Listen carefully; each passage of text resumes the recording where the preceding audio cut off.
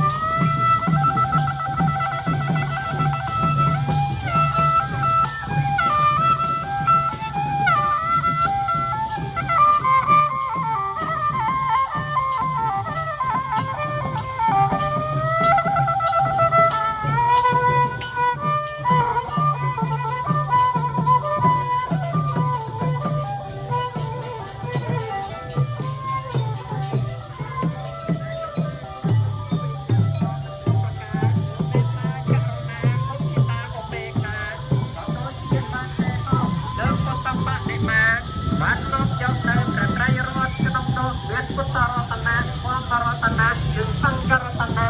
ដើម្បីនៅបន្តខ្សែប្រសតិពរបវរសិរីទោសនៃមហាប្រសើរនៅក្នុងទៀតព្រះពុទ្ធបរិស័ទយើងទាំងអស់ទាំងអស់ទាំងស្រីអស្ចារ្យផ្លាស់ចូលក្នុងស្អីមហាពុទ្ធរាជា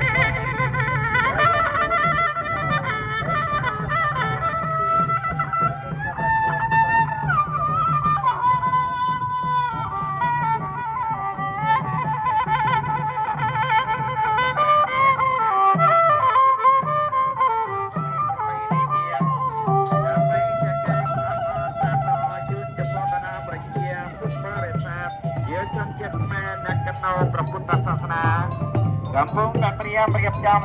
ទទួលអបអរសាទរ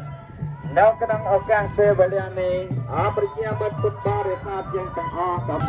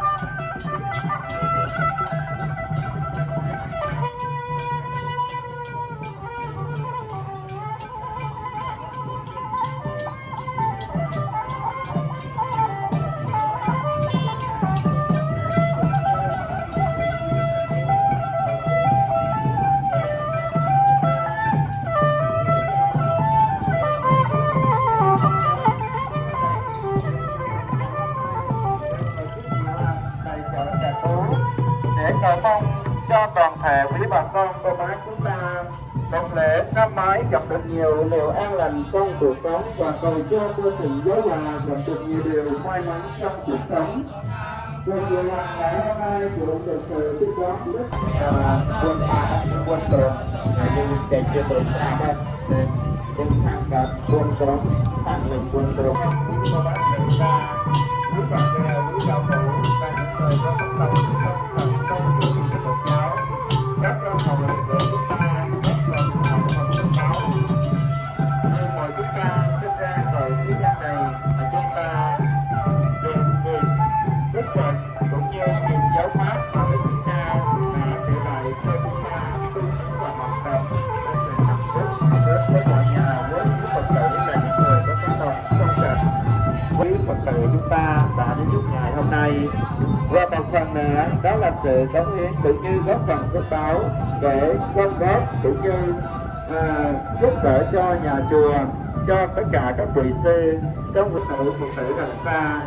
Như vậy cuộc diệu hành được sự chú đón rất là nồng hậu ở toàn thể gia đình của quý bà con đã cúng dường ngôi con bảo trong đó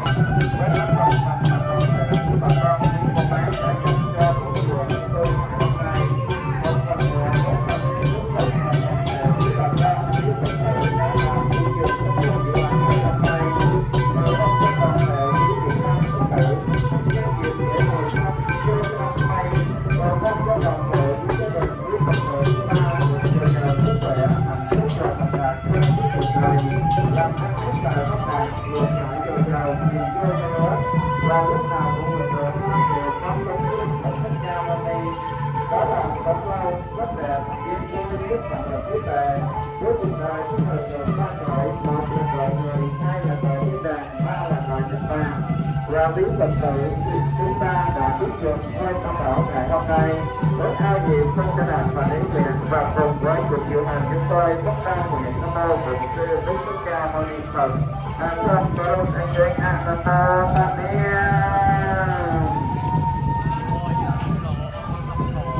Phật. Tất cả năm bồi yang các đắp rồi chia bồi yang rồi đắp rồi chia bồi.